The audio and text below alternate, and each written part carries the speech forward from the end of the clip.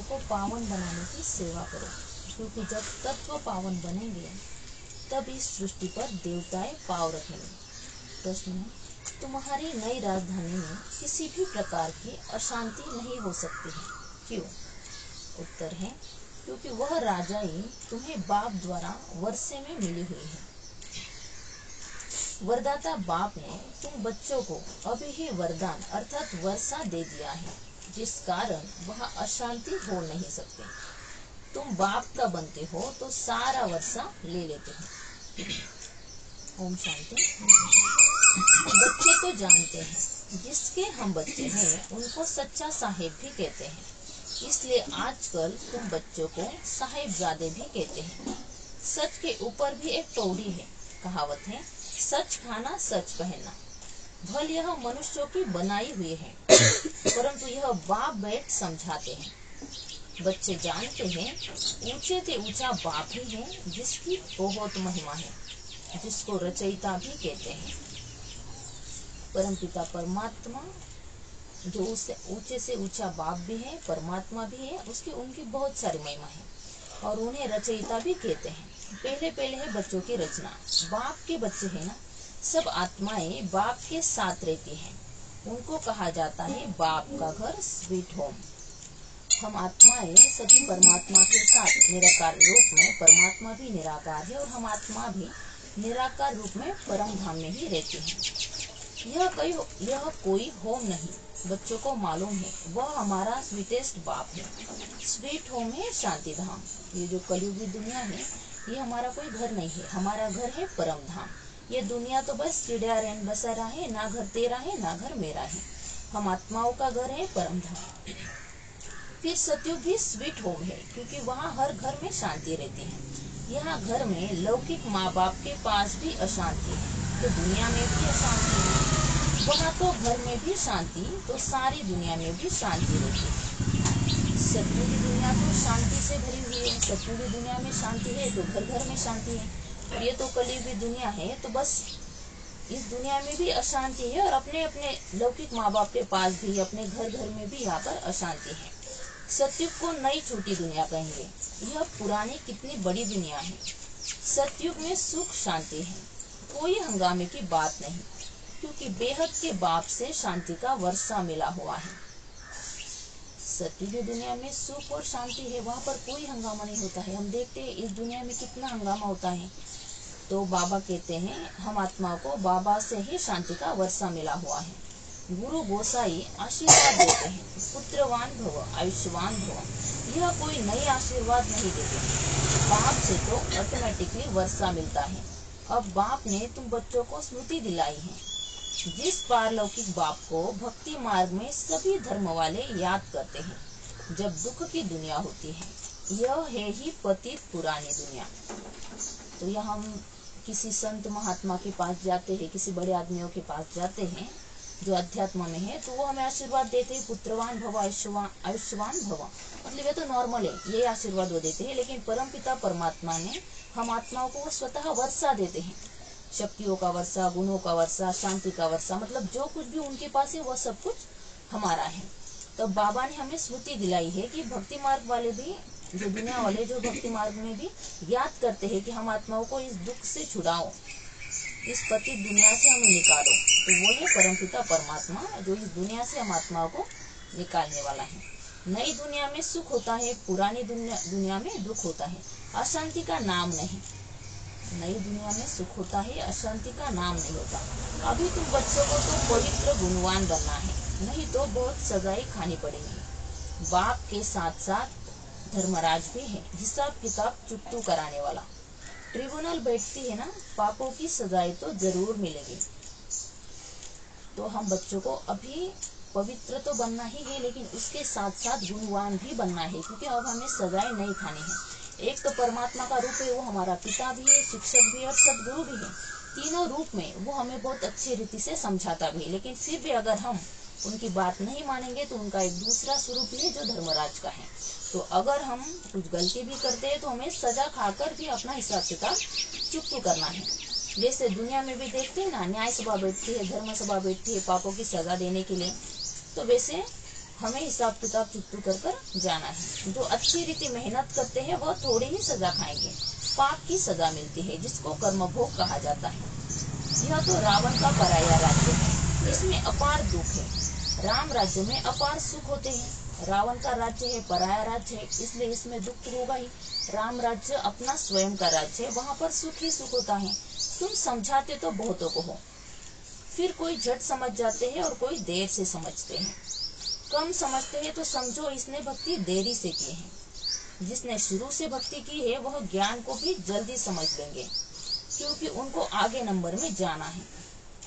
अगर हम किसी को ज्ञान सुनाते हैं, समझाते हैं, कोई अगर नहीं समझ पाता है तो बाबा कह रहे कि समझ लेना चाहिए हमें कि इसने भक्ति देर से शुरू की है, इसलिए इस ज्ञान को भी वो देर से समझेगा।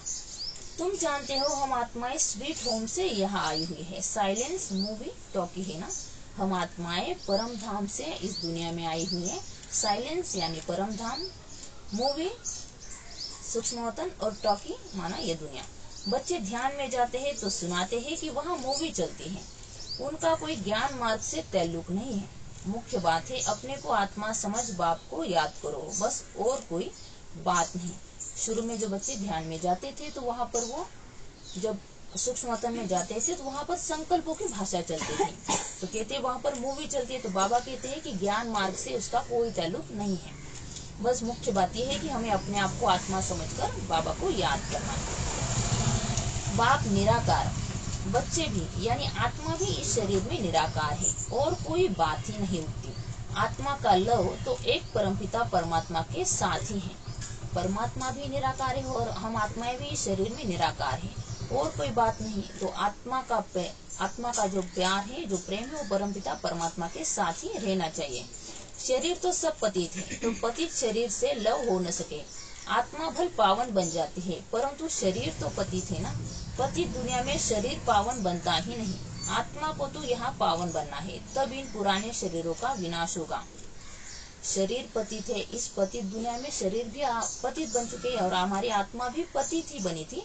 लेकिन अब परमात्मा का ज्ञान लेकर हमारी आत्मा पावन बनती है। तो हम आत्माओं को यहाँ पावन बनना है, तब इन पुराने शरीरों का विनाश होगा। आत्मा तो अविनाशी है, आत्मा का विनाश नहीं होता, शरीरों का विनाश होगा। आत्मा का काम है बेहद के बाप को याद कर पवित्र बनना। आत्मा पवित्र है तो शरीर भी पवित्र चाहिए।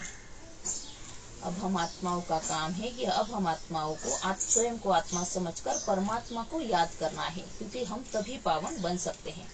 आत्मा पवित्र है तो शरीर भी पवित्र चाहिए, वह मिलेगा नई दुनिया में। अगर अभी हम पावन बनेंगे तो हम आत्माओं को पावन और पवित्र शरीर नई दुनिया में मिलेगा। आत्मा भल पावन बन जाए, आत्मा को एक परम पिता के साथ ही योग लगाना है। बस इस पतित शरीर को तो टच भी नहीं करना है।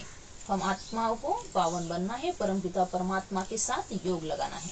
यह आत्माओं से बात करते हैं, समझने की बात है ना।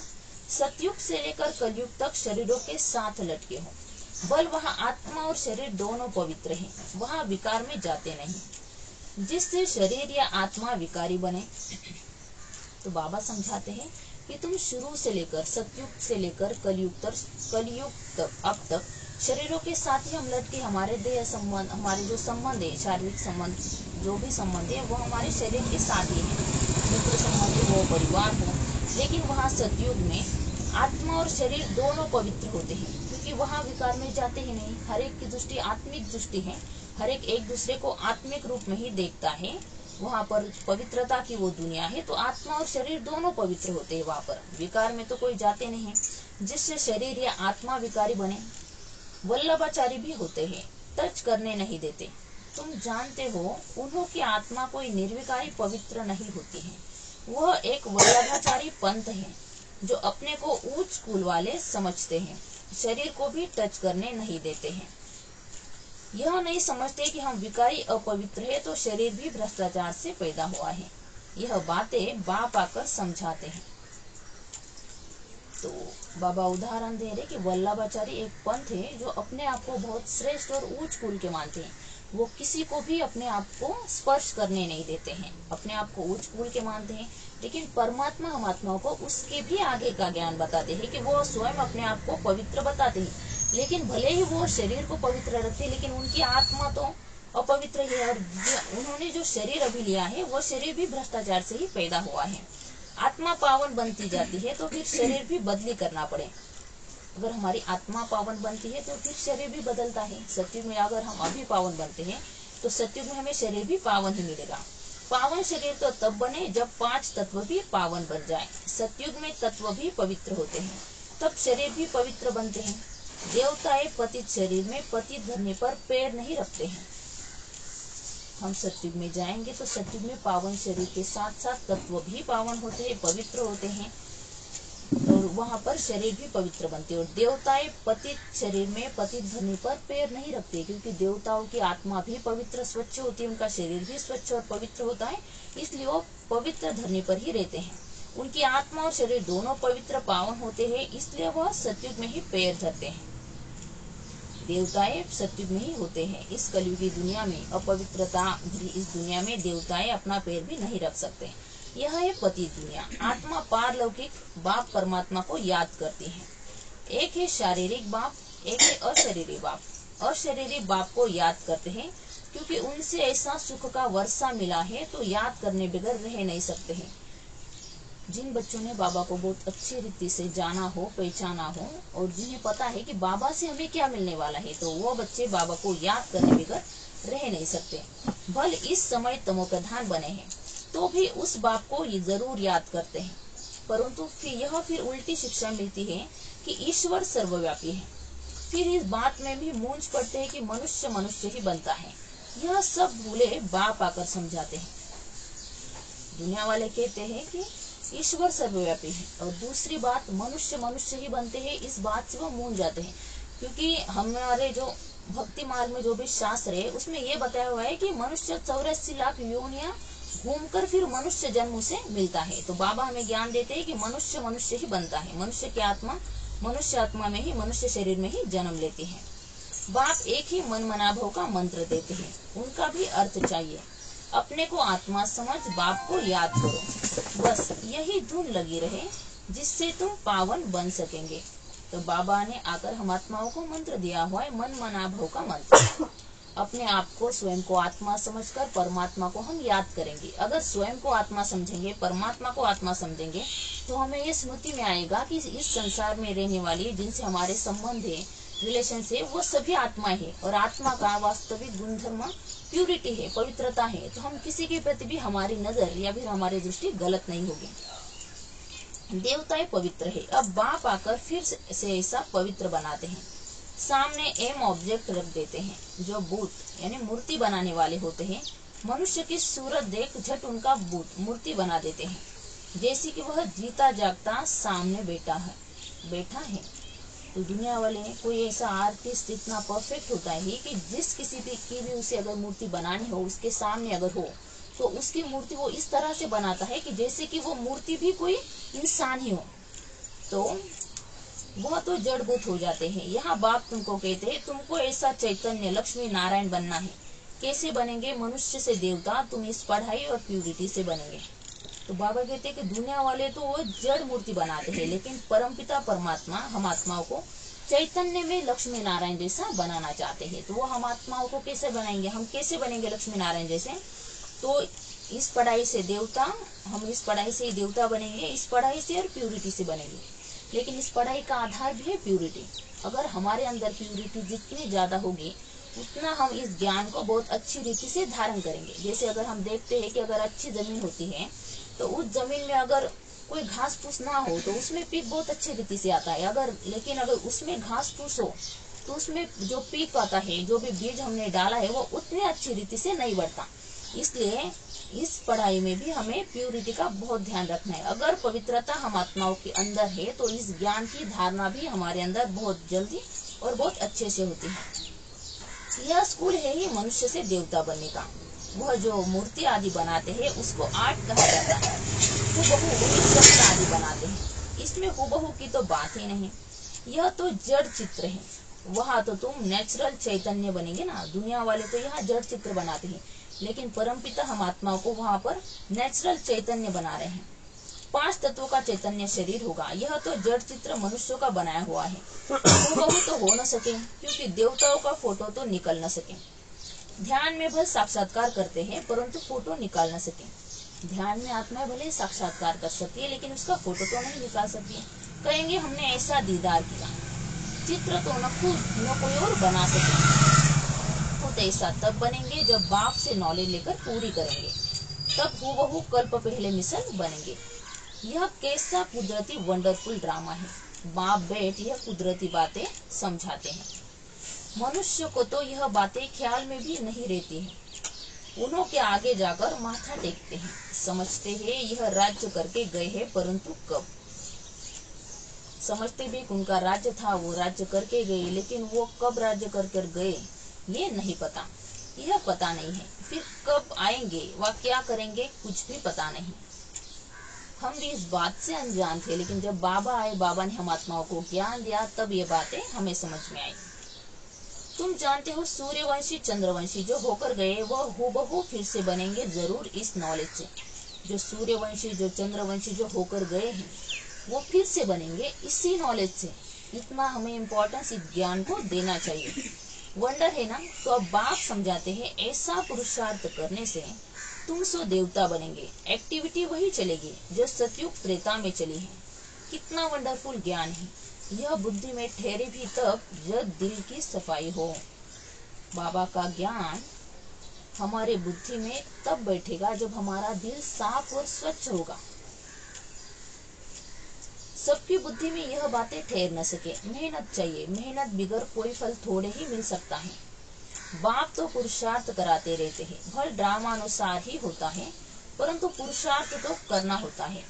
ऐसे थोड़े ही बैठ जाएंगे, ड्रामा में होगा तो हमसे पुरुषार्थ चलेगा। ऐसे भी जंगली ख्यालात वाले बहुत होते हैं। मेहनत के बिगड़ तो कोई फल नहीं मिलता। तो हमें भी इस ज्ञान में, अगर इस ज्ञान में आना है, अपना ऊंचा पद पाना है, तो हमें भी पुरुषार्थ करने की मेहनत तो करनी होगी। और ड्रामा का उल्टा मतलब नहीं लेना है कि ड्रामा जो हुआ सो हुआ, उसे फुल स्टॉप लेकर नए तरीके से हमें अपना पुरुषार्थ शुरू करना है। हमारी तकदीर में होगा तो पुरुषार्थ जरूर चलेगा। अरे पुरुषार्थ तो तुमको करना है। कुछ बच्चे कहते भी है कि अगर तकदीर में होगा तो पुरुषार्थ जरूर चलेगा, लेकिन बाबा कहते कि पुरुषार्थ तो तुमको करना है। अगर हम पुरुषार्थ करेंगे नहीं तो उच्च पद भी कैसे पाएंगे।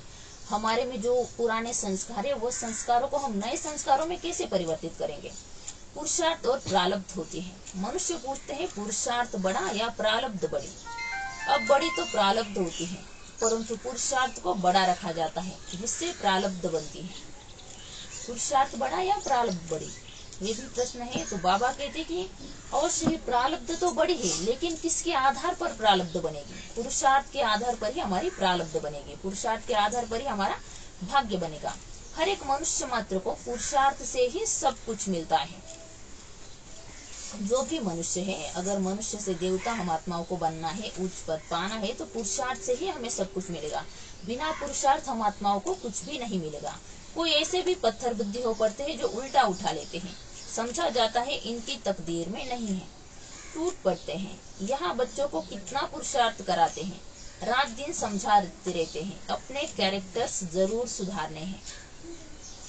तो लौकिक में भी हम देखते हैं कि उनके माँ बाप अगर बच्चा पढ़ाई नहीं करता है तो वो कितने अच्छी रीति से उन्हें समझाते हैं कि तुम्हें पढ़ाई पढ़नी चाहिए ताकि तुम अगर अच्छे पढ़े लिखे होंगे तो तुम्हें नौकरी भी अच्छी मिलेगी। तो बाबा भी यही कह रहे हैं कि तुम्हें इस ज्ञान को बहुत अच्छी रीति से अपने अंदर धारण करना है ताकि इस पुरुषार्थ से ही तुम्हारा प्रारब्ध बनेगा और तुम्हारा भाग्य बनेगा। इसके लिए हमें अपने कैरेक्टर्स भी जरूर सुधारने हैं। नंबर 1 कैरेक्टर है पावन बनना। देवता तो है ही पावन, तो हमारा नंबर 1 कैरेक्टर है हमें पावन बनना है, पवित्र बनना है। देवताएं पवित्र ही होती हैं तभी तो वो पावन होती हैं। फिर जब गिर पड़ते हैं, कैरेक्टर्स बिगड़ते हैं तो एकदम पतित बन जाते हैं। अभी तुम जानते हो हमारा तो A1 कैरेक्टर था, फिर एकदम गिर पड़े। सारा मदार है पवित्रता पर, इसमें ही बहुत डिफिकल्टी होती है। शुरू में हम देवता थे, फिर हम जैसे ही हम द्वापर में नीचे आए, वाम मार्ग में चले गए, तो हम आत्माओं की गिरती कला शुरू हो गई। तो बाबा कह रहे कि ये जो सारा मदार है, ये पुरुषार्थ जो सारा मदार है पवित्रता पर, पुरुषार्थ भी करना है तो पवित्रता पर भी करना है। इसमें डिफिकल्टी, इसमें मेहनत है, लेकिन मेहनत बिगड़ तो कुछ भी है नहीं। मनुष्य की आंखें बहुत धोखा देती है, क्योंकि रावण का राज्य है, वहाँ तो आंखें धोखा देती ही नहीं, ज्ञान का तीसरा नेत्र मिल जाता है। इसलिए रिलीजन इज माइट कहा जाता है। यहाँ पर मनुष्य की आंखें बहुत धोखा देती है, क्योंकि रावण का राज्य है। जो नई नई चीजें है, अच्छी अच्छी चीजें है, हमें आंखों को, शरीर को देखने की आदत हुई है, हमारी आत्मिक स्थिति में रहने की हमें मतलब पता ही नहीं था कि हम आत्मिक स्थिति में भी रह सकते थे, लेकिन बाबा ने ये ज्ञान दिया, तो यहाँ पर ये आंखें हमें धोखा दे देती हैं। लेकिन जब से बाबा ने हमें ज्ञान दिया, तो ज्ञान का तीसरा नेत्र हमारे अंदर, ज्ञान, समझ और विवेक, ज्ञान के आधार पर हमारे अंदर समझ आई, हमारा विवेक भी अच्छा बना। इसलिए कहा जाता है कि रिलीजन इज माइट, मतलब धर्म एक शक्ति है। हमारी धारणा भी है, बाबा ने हमें ज्ञान दिया और इस ज्ञान के आधार से ही हमारी समझ शक्ति बहुत अच्छी हुई है। सर्वशक्तिमान बाप ही आकर के यह देवी देवता धर्म स्थापन करते हैं। इस संसार की, इस ब्रह्मांड की जो सर्वोच्च शक्ति है, परमपिता परमात्मा, वही आकर देवी देवता धर्म की स्थापना करते हैं। फल करती तो सब आत्मा है, परंतु मनुष्य के रूप में करेगी। वह बाप है ज्ञान का सागर, देवताओं से इनकी महिमा बिल्कुल अलग है। परमपिता परमात्मा ज्ञान का सागर है, देवताओं से इनकी महिमा अलग है, क्योंकि उनके कर्तव्य ही अलग है, तो महिमा भी अलग ही होगी। तो ऐसे बाप को क्यों नहीं याद करेंगे। उन्हों को ही नॉलेजफुल बीज रूप कहा जाता है। परमपिता परमात्मा ही नॉलेजफुल है और बीज रूप है। हमारे मनुष्य सृष्टि का बीज रूप परमपिता परमात्मा ही है। उनको सत्यचित आनंद क्यों कहा जाता है। झाड़ का बीज है, उनको भी झाड़ का मालूम तो है ना, परंतु वह है जड़ बीज, उनमें आत्मा जैसे जड़ है। मनुष्य में है चैतन्य आत्मा, चैतन्य आत्मा को ज्ञान का सागर भी कहा जाता है। झाड़ छोटे से बड़े होते हैं, तो जरूर आत्मा है, परंतु बोल नहीं सकते। परमात्मा की महिमा कितनी है, ज्ञान का सागर। यह महिमा आत्मा की नहीं, परम आत्मा माना परमात्मा की गाई जाती है। फिर उनको ईश्वर आदि कहते हैं। परमात्मा ज्ञान का सागर, सुख का सागर, शांति का सागर, यह परमात्मा की महिमा है। परमात्मा यानी वो सर्वोच्च शक्ति, जिन्हें दुनिया वाले ईश्वर भी कहते हैं, जिन्हें दुखहर्ता सुखकर्ता भी कहते हैं। असुल नाम है परमपिता परमात्मा। परम अर्थात सुप्रीम, बड़े से बड़ा। महिमा भी बड़ी भारी करते हैं। अभी दिन प्रतिदिन महिमा भी कम होती है, क्योंकि पहले बुद्धि सतो थी, फिर रजो तमो प्रधान बन जाती है। यह सब बातें बाप आकर समझाते हैं। मैं हर 5000 वर्ष बाद आकर पुरानी दुनिया को नई दुनिया बनाता हूँ। परमपिता परमात्मा हर 5000 वर्ष के बाद आकर इस पुरानी दुनिया को नई दुनिया में परिवर्तित करते हैं। गायन भी है ना, सतयुग आदि है भी सत, होशी भी सत। कोई कहावत अच्छी बनाई हुई है, क्योंकि वह तो फिर भी इतने पतित नहीं है, पीछे आने वाले इतने पतित नहीं होते हैं। भारतवासी बहुत सतो प्रधान थे, वही फिर बहुत जन्मों के अंत में तमो प्रधान बने हैं, और धर्म स्थापकों के लिए ऐसे नहीं कहेंगे। हम जो भारतवासी है, जो देवी देवता धर्म के थे, जो सतो प्रधान थे, वही अंत में बहुत जन्मों के अंत में तमो प्रधान बनते हैं। लेकिन जो धर्म स्थापक है, उनके लिए हम ऐसे नहीं कह सकते। वह न इतना सतो प्रधान बनते, न इतना तमो प्रधान बनना है। न बहुत सुख देखा है, न बहुत दुख देखेंगे। सबसे जास्ती तमो प्रधान बुद्धि किसकी बने, जो पहले देवी देवता थे, वही सब धर्मों से जास्ती गिरे हैं। तो जो धर्म स्थापक है, उन्होंने ना ही बहुत ज्यादा सुख देखा है, और ना ही उन्होंने बहुत ज्यादा दुख देखा है। ना ही वो सतो प्रधान बनते हैं, ना ही वो तमो प्रधान बनते हैं। सतो प्रधान से तमो प्रधान बनते हैं देवी देवता धर्म की आत्माएं। भल भारत की महिमा करते हैं, क्योंकि बहुत पुराना है। विचार किया जाए तो इस समय भारत बहुत गिरा हुआ है। अगर शुरू में भारत देखा, अगर शुरू का भारत देखा तो संस्कारों से परिपूर्ण था, सुख शांति समृद्धि से भरा हुआ। लेकिन अब का अगर भारत हम देखते हैं तो बिल्कुल संस्कारहीन हो चुका है, और ना ही सुख शांति इस दुनिया में नहीं है। दुख और अशांति से ये भारत भरा हुआ है। इसलिए बाबा कहते हैं कि इस समय भारत बहुत गिरा हुआ है। उत्थान और पतन भारत का ही है, अर्थात देवी देवताओं का है। भारत में देवी देवताओं का राज्य था। बाबा कहते हैं उत्थान और पतन भारत का ही है, क्योंकि देवी देवता अर्थात देवी देवताओं का है। यह बुद्धि से काम लेना है। हमने सुख भी बहुत देखे हैं जब सतो प्रधान थे, फिर दुख भी बहुत देखे हैं क्योंकि तमो प्रधान थे। हम आत्माओं ने सुख भी बहुत देखे हैं क्योंकि हम आत्माएं सतो प्रधान थे, और दुख भी हम आत्माएं बहुत देख रही है, और आगे भी बहुत देखेंगे क्योंकि तमो प्रधान है। मुख्य है ही 4 धर्म, बुद्धिज्म, इस्लामिज्म, बुद्धिज्म और क्रिश्चियनिज्म। बाकी इनसे वृद्धि होती गई है। इन भारतवासियों को तो पता ही नहीं पड़ता कि हम किस धर्म के हैं। धर्म का मालूम न होने के कारण धर्म ही छोड़ देते हैं। वास्तव में सबसे मुख्य धर्म है यह, परंतु अपने धर्म को भूल गए। जो समझू सयाने हैं वह समझते हैं इन्हों का धर्म, इन्हों का अपने धर्म में ईमान यानी विश्वास नहीं है, नहीं तो भारत क्या था और अभी क्या बना है। बाप बैठ समझाते हैं, बच्चे तुम क्या थे, सारी हिस्ट्री बैठ समझाते हैं। तुम देवता थे, आधा कल्प राज्य किया, फिर आधा कल्प के बाद रावण राज्य में तुम धर्म भ्रष्ट कर्म भ्रष्ट बन गए। अभी फिर तुम दैवी संप्रदाय के बन रहे हो। तो बाबा हम आत्माओं को सारी हिस्ट्री बैठ समझाते हैं कि तुम देवता थे, शुरू में हम आत्माएं देवता थे, आधा कल्प हम आत्माओं ने राज्य किया है, और फिर आधा कल्प के बाद रावण राज्य में हम आत्माएं धर्म भ्रष्ट और कर्म भ्रष्ट बन गए। और अभी हम आत्माओं को फिर से दैवी संप्रदाय बाबा हमें बना रहे हैं, दैवी संप्रदाय के हम बच्चे अभी बन रहे हैं। भगवान वाच, बाप कल्प कल्प तुम बच्चों को ही समझाकर ईश्वरीय संप्रदाय बनाते हैं। परमपिता परमात्मा हम आत्माओं को कल्प के अंत में आकर कल्प कल्प हम आत्माओं को आकर ये ज्ञान समझाते हैं और ईश्वरीय संप्रदाय को बनाते हैं। अच्छा, मीठे मीठे सिकलदे बच्चों प्रति माता पिता बाप दादा का याद प्यार और गुड मॉर्निंग। रूहानी बाप की रूहानी बच्चों को नमस्ते। रूहानी बच्चों की रूहानी बाप दादा को याद प्यार गुड मॉर्निंग नमस्ते। वाह बाबा वाह, शुक्रिया बाबा शुक्रिया। धारणा के लिए उनके साथ है, अपने दिल की सफाई से बाप के वंडरफुल ज्ञान को जीवन में धारण करना है। पुरुषार्थ से उच्च प्रारब्ध बनानी है, ड्रामा कहकर ठहर नहीं जाना है। हमें अपने अंदर अपने दिल की सफाई करनी है, और अब जब हम अपने दिल की सफाई करते हैं, स्वच्छ पवित्र अगर हमारा दिल होगा तो इस ज्ञान को हम आत्मा अपने जीवन में बहुत अच्छे रीति से धारण करेगी।